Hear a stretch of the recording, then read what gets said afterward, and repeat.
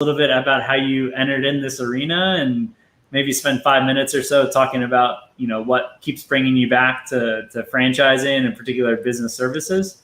And then I have other questions. Great. So I started 1969. I was at the University of Buffalo, and I took an H&R Block tax course. Loved it, and started working part-time. And 12 years later, I was running 250 H&R Block offices. I was youngest regional director in the country. And my dad was the CFO of a public company. He decided that we should computerize taxes. And so he left his job as CFO of a public company. I left Block. And in 1981, we developed the first tax software for an Apple computer. It was way before its time. No one wanted it. Even H&R Block said, we're never going to computerize. People don't care. We've tried it, and it doesn't save us any money. We're never going to computerize. And so got lucky and found a business here in Virginia Beach called Mel Jackson Tax Service. Mel had died, and put a group together and bought Mel Jackson Tax Service. And then for a few years ran both the software company and Mel Jackson. Then we merged them together, changed the name to Jackson Hewitt, and went public. And 15 years later, we sold it for $483 million. I had a non-compete that was 3 years in the United States, but Jackson Hewitt wasn't in Canada and still isn't. And so I knew the Canadian tax system because I grew up in Buffalo. We opened Liberty Tax in Canada. And within 3 years, just as I had in the US, I grew one of the top 100 retail franchise chains in Canada. Came back to the United States after my non-compete ended 3 years later in 2000. And not only did we grow faster than H&R Block or Jackson Hewitt, we grew faster than both of them combined. So, and we opened in 12 years, we opened 4,000 locations. More than Block and Jackson Hewitt did combined. So we were the fastest growing ever, one of the top 10 fastest growing franchisors ever. What went public, it became worth about $500 million, just as I had done with Jackson Hewitt, and sold my shares 2.5 years ago, and now started Loyalty Brands. Loyalty Brands has 9 different brands, and we are on our way, adding about 1 a month to get to 50 brands. Incredible. So for those franchisees that have no locations or maybe one location, what are some of the keys for rapid growth? And you can make some money with one business services franchise, but you can really develop a mini empire, getting up to 5, 10, and you've done that over the years, having so many locations across your brands. What are some of the keys to getting growth relatively fast? Well, the key to everything is you hard work and find what you like to do, hard work and persevere. But delegation, I think, is something, one of the biggest diseases in American management, and you have to have the ability to delegate. The way I think of it is, many of our people, most managers are like Indian chiefs, that they have this one tribe. Then there's a chief of chiefs that has chiefs that are subordinate and has many different tribes. So most people are incapable of going to that next level, and it's a matter of, can you learn to delegate? Delegation is the key. Okay. So having trusted managers that are then managing other managers or managing other folks, and really not being a control freak around your business. Yeah, being a control freak is, it's extremely dangerous being a perfectionist, because the perfectionists I know, they're perfectionists about everything, and even the smallest things. So if you talk about penny wise and pound foolish, the perfectionist will make the perfect penny. Meantime, the pounds are running away from them. Well said. So the service franchise industry is growing a lot, and there's a lot of appeal, especially given the current pandemic. We're going asset-light business, not so much to start up, less failure rate than food and beverage, for example, and some other industries in the franchising space. Could you give us a little overview and what keeps drawing you back to business services and potentially tax in particular? You know, when I'll start with tax and say that when I was in college, it fit everything that I was looking for. It was mathematical, and that's my specialty. In fact, I was in college to be a mathematician. And it was serving people. That I got more thank yous for doing tax returns than virtually any part of my life, because Okay. people find it like visiting the dentist.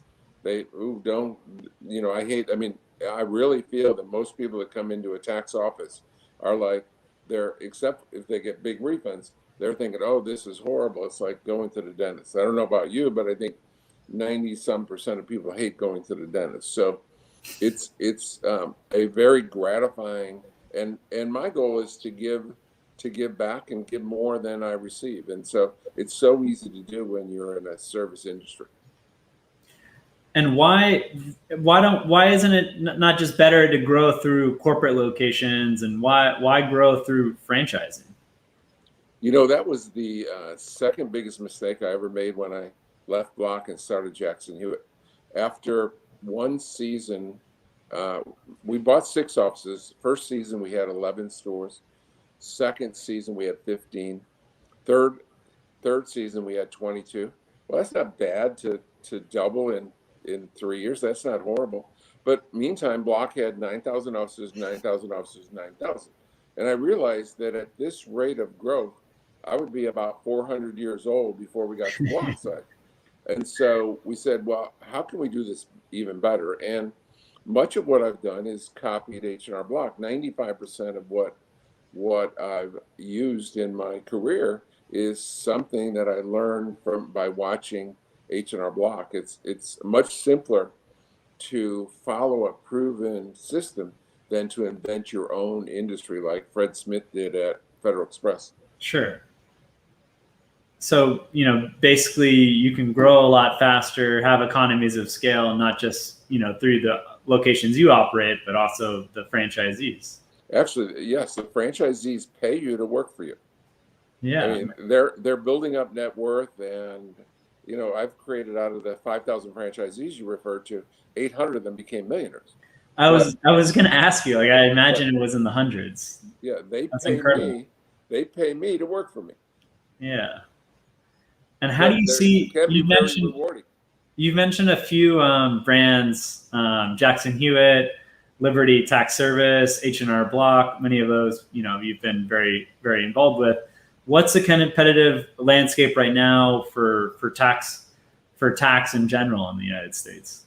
Well, tax is interesting in a couple of ways. Number one is that the big three, or the big four, including ATAX, we have less than a 20% market share.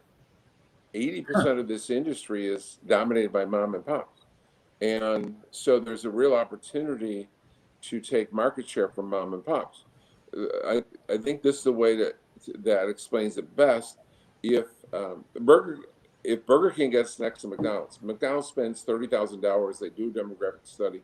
Burger King doesn't spend anything. They get right next door to McDonald's. And when Burger King opens, McDonald's revenue doesn't go into the toilet. It continues to increase.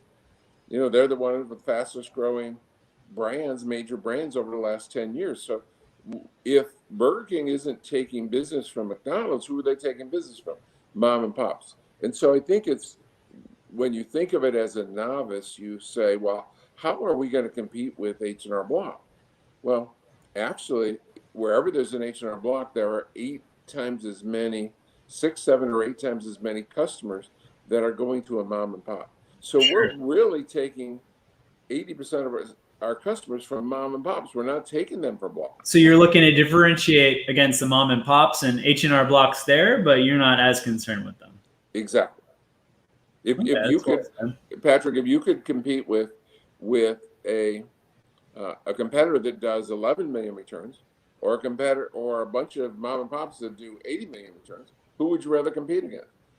The 80 million, because that's a far bigger number, and we grab the lion's share of our business from mom and pops. What's a profile of the mom and pop? Is it someone that got a CPA, or what's the profile of someone you're competing with? No, there's no licensing requirement in 45 states, and so it's the biggest, most logical, likely mom and pop is someone that worked at H&R Block Okay. and that left, and Brought because they over have some 100,000 preparers a year, and they lose 20. I mean, they keep 80%, but that's 20,000, and some of them go out and compete with them. So, like myself, I was with Block for 12 years. Block has created most of their competition. Wow. And then so a prospective franchisee of say ATAX or Ledgers, do they need to have experience in accounting? What are you looking for in a franchisee that you might award a license to? I think this scares people because when I say it, but it's the whole truth and nothing but the truth. You don't need to be experienced in taxes to own a tax franchise. You don't need to be experienced in accounting. Just like I made the mistake of buying a gourmet restaurant, and I don't have the slightest idea how to cook. I had never turned on my stove or the burners on top of my stove.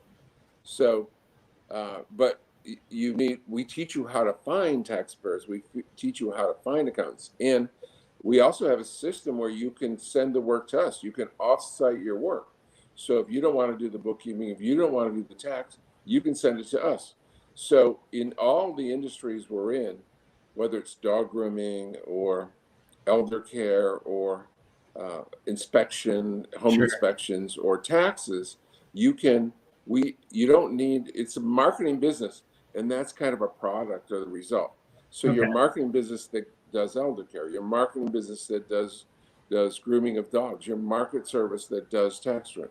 It's so I would never discourage anyone from learning the industry and being backup, And but your product better, you're going to sell it better. maybe uh, not everyone. That's not even true. That I mean, you would think that's true, But not but necessarily. you need to know the sizzle for sure, right? And do you need to know how to cook the steak? You need to know how to sell the sizzle.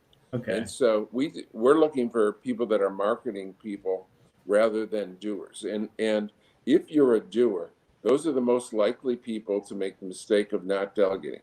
If you're a skilled tax preparer, you're too likely to sit in that chair where you could hire someone for $15 or $20 and no one's CEO of your business. We're looking for CEOs. I know it's very seasonal, but like what's the employee structure look like at Ledgers, for example? Well, Ledger's, unlike ATAX, ATAX is a direct competitor of H&R Block, lower income customers that 80% of the customers make under $60,000. And so it's almost exclusively just low end tax returns. And Okay. so Pretty just like straightforward. just like at the other competitors, 80% of the people are only work during the tax season, and they are laid off on April 15th and then come back the next January. Ledgers is a year-round business with accounting, and most of our income at Ledgers is accounting and consulting versus tax returns. So our employees at Ledgers tend to work year-round. Okay. And how long, I guess a couple of questions. How much does it cost to open up a Ledgers, like the minimum and maximum about? Yeah, on average, all of our franchises are in the low investment. All 9 of our brands are in them. It costs about $70,000. Okay. All in. And are people financing it through like an SBA loan, or is it just all cash to open up? The industry, the franchising industry has changed over the last since the Great Recession in 2008. Sure. Where before then, people typically would finance it out of the equity in their home. Since then, they convert their 401k or IRA and use those funds. So the biggest investment or more than 50% of people cash in their 401k. They don't need to cash it in because you can put the business into your They roll it 401k. over. Right. Interesting. And what, I mean, for someone that's looking to open up a franchise in your portfolio or say another franchise, like what should, how long should it take to break even from the time you have your first customer? Like what should be, what's like a realistic expectation? Well, there's three kinds of franchisees, and it all breaks down to how much you're going to listen and follow the system. I'm not looking for the person that's most experienced, most educated, most intelligent. That doesn't matter. What matters is my job as a franchisor is to give you a proven system of business, and I've been doing that for 50 years. Giving franchisees, this is the yellow brick road. Get on the yellow brick road. And you would think that, Patrick, that everyone would do that. I mean, I've been doing this for 52 years. Most of our franchisees aren't even 35 years old. Hmm. And they come in and yet they know better. I don't know if you have children, but you've been a child at least. People don't follow the system. And I brought in 5,000 franchisees in my career. Not one has followed the system. Not one has listened. And it's not real complicated stuff. It's not difficult to understand. I mean, one of the things, for example, is during the 4 busy weeks where we do 2/3 of our business, expand your hours by 2 hours a day. I mean, that's not hard to figure out, right? You don't have to be a No. rocket science, and yet half of our franchisees won't do that. So the key is how much you're going to follow the system. The people that listen, like 98%, they're superstars. And if you grab my book, it says I've created 800 millionaires. And if you listen less than 90%, I've had 1,000 franchisees lose their money. They lost their total investment.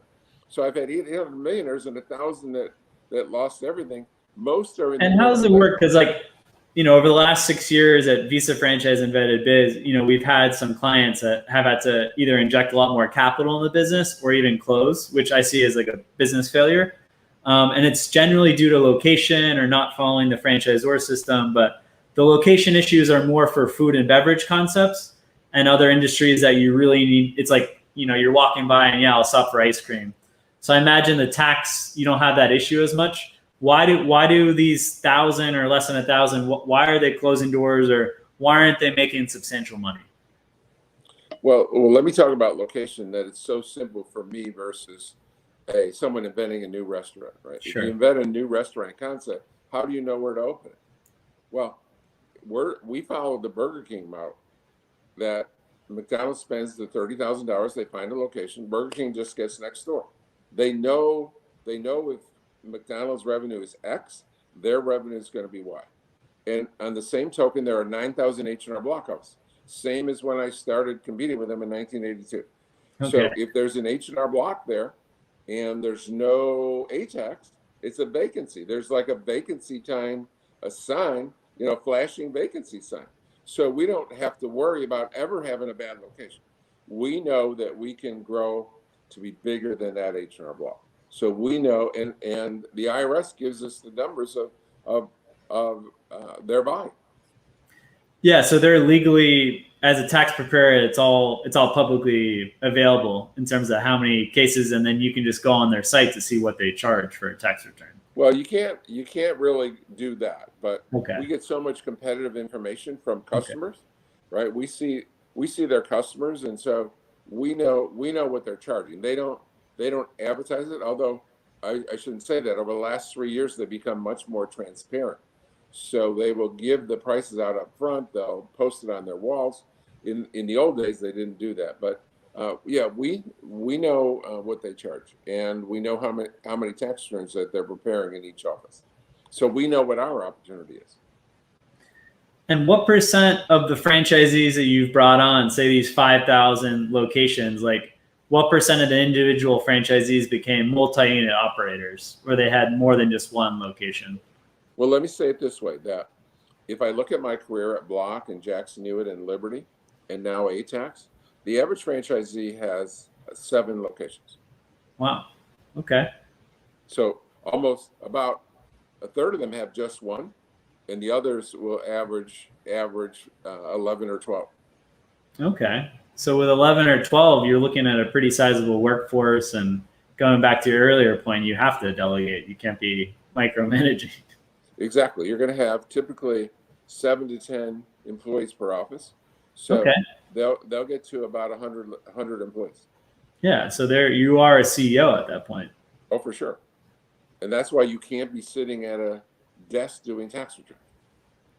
And do these franchisees, so I imagine the 800 or so millionaires you helped create, I imagine at some point they move on to other entrepreneurial ventures. Like, are most of these people, do they then put in a full-time CEO and they're a passive owner, or are they selling the business? Could you tell us a little bit about? Yeah, I mean, if I think of just those 800, they mostly are they're go-getters. They're highly successful. They have a lot of money, and then they're bored from May to December. What else do I do? So they virtually all of them go into other industries. The beauty of it now is that with loyalty brands, we have other industries for them to go into. So we've had a number of them go into first choice business brokers. Yeah. We have one of them just inked a deal last week to go into Zoom and grooming and mobile dog grooming. So something else catches their attention. We've had Pilates, we've had kickboxing, we've had eyelashes.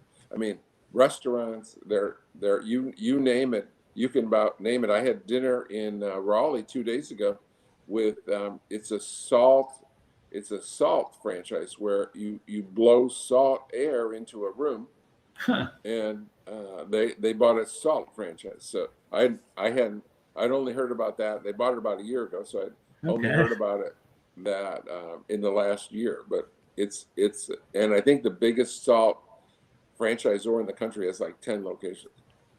So we're gonna bring on Rafael. I'm very excited. April 9th. I'm probably gonna do that conversation in Spanish. So we'll also have it translated into English later on, or do another one in English. First choice potentially too. Could you just tell us a little bit about Ledgers and what other services they offer, and on that ongoing basis outside of tax season? Yeah, I think that the reason that I like Ledgers is that it's a middle income accounting franchise. And if you think of name brands in accounting, I mean, the only national names are the final four, like Deloitte and KPMG. And there's no, and those, they typically deal with public companies and much larger. They turn away companies that have less revenue than 5 million or 10 million. So there's really no brand name in the space of 0 to 5 million of revenue. Sure. And so there is a company in France called Fiducial that has 600 locations that goes after that. Typically, I mean, when I say 0 to 5, it's mostly under 2 million of revenue. It's the mom and pop. Okay. And they have established in France brand name. And they've gone worldwide with over 1,200 locations. Are they in the States? They have 30 in the United States Okay. and headquartered in New Jersey, and it's called Fiducial.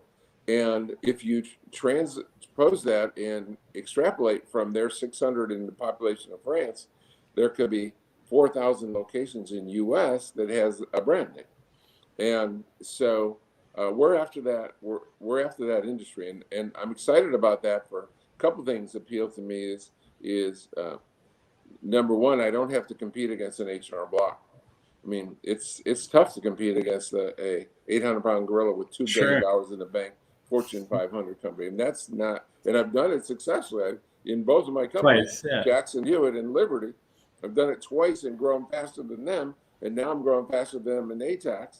But it's a struggle. If there's no brand name, it's a lot easier. If you're Sure. first in market, it's a lot easier. So I like it for that reason, and also I like it for the reason that unlike income tax, it's only viable in 3 countries. H&R Block is only strong in 3 companies: Canada, US, and Australia. But in accounting, you can go worldwide. As I said, Fiducial's in over 60 countries. So what services is it? You have bookkeeping. What else? Yeah, What is offered? primarily most of the business is bookkeeping and advisory services. The one thing that very few companies do, even accountants, is they don't give you advice about the future. Sure. Typically what happens is you go and drop off your information, and they will then take it and they'll keep score.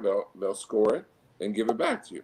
Well, there's a customers need advice for the future Sure. and Yeah. guidance. Tax planning and all different types. Exactly. So those are the two big revenue sources, and of course tax returns. We, for every accounting customer, we get about 8 tax returns.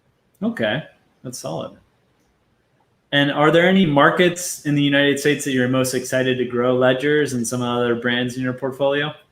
Yeah, you know, Patrick, what I learned a long time ago, I had a clever plan, I thought, when we started Jackson Hewitt, that we were in Virginia Beach and we grow to Richmond, and then we go to Raleigh, Durham, and then we go to DC, and then we go to Charlotte, and then Baltimore.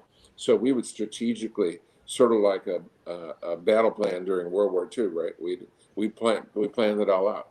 And then I had people inquire from areas outside that, and we let them become a franchisee. What I learned is you can take a great franchisee and they can be the record setter for Jackson Hill was in Monroe, Louisiana, Oh, not wow. in New Orleans or Baton Rouge or in Monroe, Louisiana.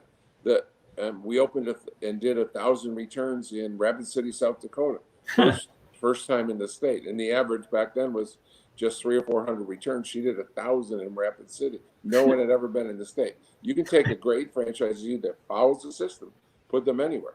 If you have the greatest territory in the United States and put one of the people that won't listen in, then it's a horrible value. So it's more about people than geography. Okay, that makes sense. So are there, I guess, how do you ensure that you don't bring in the wrong franchisees that aren't going to follow your business model? Like, is there a process that you guys have in place on the recruitment side? Well, we made mistakes, right? And because everyone tells me they're going to listen to me 100%, right? No one leaves training and say, I'm not going to listen to that. So they're either fooling themselves or me or both. So it's hard to tell, but there is a process that they all meet me. I lecture them continuously. You got to follow the system. And then they have to attend a training for a week training before they get final approval. So if at any point in that training, they're acting rebellious or I'm not going to do that, then we will tell them, go away. When a franchisee fails, they can only blame themselves or me. And they always blame me first. I don't need that, right? So we try to weed them out because I don't need anyone telling me that I failed them because they don't follow the system. Well said. And then franchisees. So for most of your brands, you have an item 19. Those that aren't familiar, it's a disclosure of the financials. So only 3 of our brands are 2 years old or more. Okay. All the others are only a few months. So most do not. And then, so for someone that's trying to better understand the financials, is it best that they talk to the franchisees, or how can someone get comfortable with some of the brands, including ATAX and ledgers, from a financial perspective? Absolutely, we put them in touch with the franchisees, and that's an important part of the discovery process is talking to franchisees, because it doesn't matter what we say, it doesn't matter if we're happy. It only matters if the franchisees are happy. You know, one of the reasons I've been so successful as a franchisor is I believe that we need happy, successful franchisees. Most franchisors do not. Half of the franchisors in this country have less than 20 locations because they do not understand that it's not all about them. It's not about the franchisor. If you don't have happy, successful franchisees, you're going to die. For sure. And we see a lot of those smaller franchise systems, they're very concerned with like making a lot of their revenue from the franchise fee, where larger systems, it's coming from royalties and interests are more aligned, where, you're getting franchisors getting paid if the franchisees do well. The franchisee has to make money and we have to make money, or it's not going to work. Okay. And then how do you handle like innovation and strategy? Is it all done internal? Do you take some feedback from franchisees? How do you guys adapt product across those brands? We do one thing that I think is extremely rare, that at our convention, we which is 2.5 days. For 2 days, most of those 2 days are made up of breaking into groups and tell us how to improve. Tell us how to improve our advertising. Tell us how to improve our tax software. Tell us how to improve. I mean, and then we write every idea down, and then we meet with some franchise representatives, the executives of the company, and decide we're either going to not change it in the future, or change it not this year. And I'm happy to say that after doing this for 30 years, most of the time, more than half the time, we make the changes immediately. Solid. Because I know big picture. They know what the pulse of their customers are and the tools they need to do a better job for their customers. And so we change. We're the most innovative, and franchisees are far more innovative than corporate people, right? They're virtually everything that McDonald's have, from the Big Mac to the milkshakes to the special coffees to the breakfast all of that was invented by franchisees. So you need to. They're getting feedback daily from right. Hundreds, thousands of customers. Exactly. I millions and billions, right? I do one text in a year. I don't see the customers. I need people to listen. Even though I've been doing this 52 years, I need to listen to the people that deal with customers day in and day out. How do you see this market developing, specifically business services, tax, during COVID and then after COVID? Well, I'll take you back to COVID is a novelty that hasn't been in any of our lifetimes. But if I take you back to 2008 and 2009, the worst recession before COVID, during those 2 years, the Great Recession, Starbucks closed 650 stores. Liberty Tax was the fastest growing chain of any in the country. We opened 650 new stores. Number one fastest growing chain, because during 2008, 2009, you guys opened. You say you had net positive. 650 added offices, and because you don't need to buy a fancy cup of coffee during a recession, you don't need to. But you can't buy a car or a refrigerator or go on a vacation, but you have to file your taxes. Yes. So taxes is almost recession proof. Okay, well said. And how have your franchisees done during this pandemic? Have they about the same in terms of sales, same store? Has it gone up, down? Last year, our offices were closed starting in March. Okay. In most of the country, we could not open.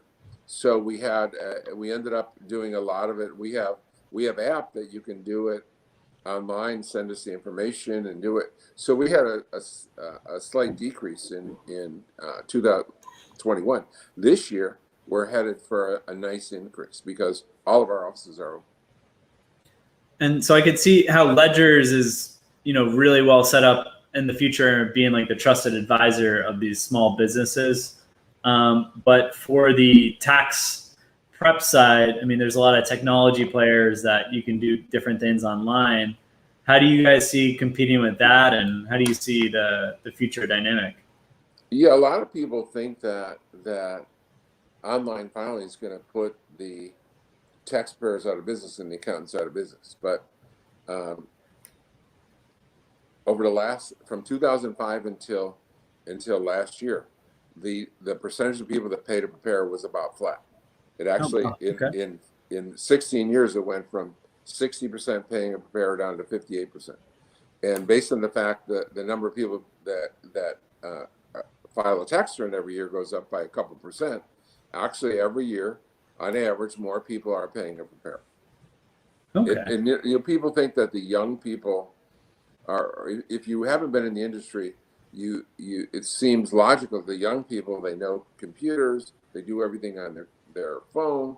They're going to do their own tax return. Well, what we've learned over the last since the internet over the last 30 years is that they do games on their phone, and TikTok and Facebook and Twitter, and so they're not doing work on their phone. They're playing games on their phone. So the same percentage of 18-year-olds come and pay a prepare today as 20 years ago or 30 years ago. Wow. Okay. And so I mean, the technology has been there for like what, the last 15 to 20 years, and you don't see that changing much. Nope. Why would someone want to file online instead of meeting with what's like the what do they tell folks and why they should go to an ATAX or a Ledgers to do the tax? Well, there's several reasons. There's several reasons, right? Number one is people are afraid of the IRS. You know, I've had tens of thousands of people say to me, John, I'm afraid of the IRS. And we have customers that have done their own return, bring it in for us to do it and sign it because they're afraid of the IRS. So one is fear. And I say, thank you. The IRS is about the scariest organization in the country. In fact, no human beings ever told me they were afraid of the FBI or CIA, but tens of thousands have told me I'm afraid of the IRS. So one is fear of the IRS. Then there's change, right? You get married, you get divorced, you have a child, your child goes into the military, you have a capital gain, you buy a home, and that changes your tax situation. And so change drives people to prepare. So it's fear of the IRS and change and a general change in society. You've said a couple times about service businesses.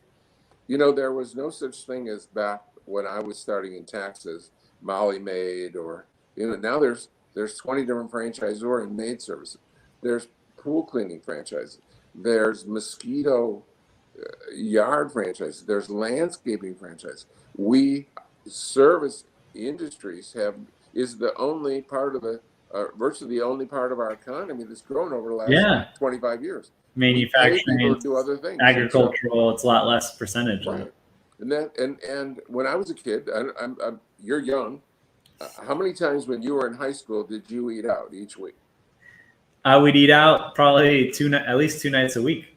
Yeah. Well, when I was a child, we didn't eat out more than twice a year. Wow. Yeah, it was a luxury. Even I mean, there was no such thing as McDonald's. I was in college before I saw the first McDonald's. Wow. And back then they had signs, Patrick, that said, "Oh, we sold 830,000 burgers," right? Now it's 800 billion burgers, maybe. But it was so our as a society, we want more and more services. So that drives people to prepare. I'm don't have time to do it. There used to be a 1040 EZ, and they don't have that now, and it ended about 3 years ago. But in the form was one page, and you had to be single, you had to not have moved, and it said there was 27 pages of instructions, and it said in the instructions it's going to take the average person 2 hours to do this return. And the beauty of our industry is it changes every year. In 52 years, it's changed every year, and massive changes for last year with COVID. And the Democrats are going to change it again. So whenever there's change, there's opportunities that elevates you guys as a trusted advisor. Exactly. Well said. So you've alluded, you know, kind of the past 20, 30 years. What do you see? How do you see future changes for the next 10, 20 years in the service industry and the needs to, you know, provide an offering for that? We're going to have more services for sure. I mean, I love our elder care business. You know, still for the night, 10,000 people a day are turning 65. That's just a growing industry. I love our Hispanic businesses that they're gonna grow by. They've been growing by 6 or 7%. The Hispanic population and Hispanic purchasing gross national product, right? Gross national product. If you took the Hispanic spending out in this country, it would be the 8th largest country in the world in terms of Hispanic, and it's bigger than any other country for Spanish speaking individuals. So I love we look for industries where there's going to be growth, and there's going to be growth in senior care. There's growth in pandemic. You know, it's horrible, but it helped us in some ways. For example, more people bought pets. So about 8% more people bought a dog during when they were at home with because of COVID, and so the grooming business is expanding. I mean, we don't have not one of our locations has less than a 1 month wait to get on a waiting list to get the dog groomed. It's wild. So that business is growing. Elder care is growing. Hispanic business is growing. That's what we're looking for. Industries where that are hot. Yeah, and you can ride the wave. Exactly. Well said. And for 8 years, next 8 years, 10,000 people a day are going to turn 65, and then they're going to turn 70, and most of them will make it to 70 and 75. And when you look at the franchises in terms of like investment amount compared to sales, you have, food and beverage where you invest 100, say 200K, the sales are averaging only 200K, but senior care should be 3, 4, or 5x, what the invested capital is in terms of sales. Oh, our people that buy out of the 5,000 people that bought franchise from me, they're looking for at least double-digit return. I mean, right, 10x or 20x. Yeah. Yeah, and it's definitely possible. It seems like it's much faster return on investment with a lot of these service industry brands compared to food and beverage and some other industries. Yeah, if you buy a Dunkin' Donuts, you have to buy a minimum of 3. It's like a $2.5 million investment. You buy McDonald's, you have to buy multiple. It's like a $5 million investment. Exactly.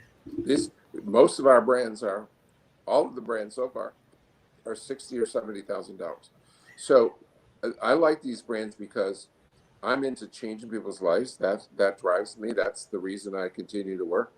And it's if you're investing $3 million to buy Dunkin' Donuts, you're already a millionaire, multi-millionaire, right? But how are you as John really going to help them and change their life? Exactly. It's not exciting to change someone that has 10 million to 12 million. Right? That's not exciting. But if I can take someone that has a net worth of 100,000 and make them a millionaire, that's life changing.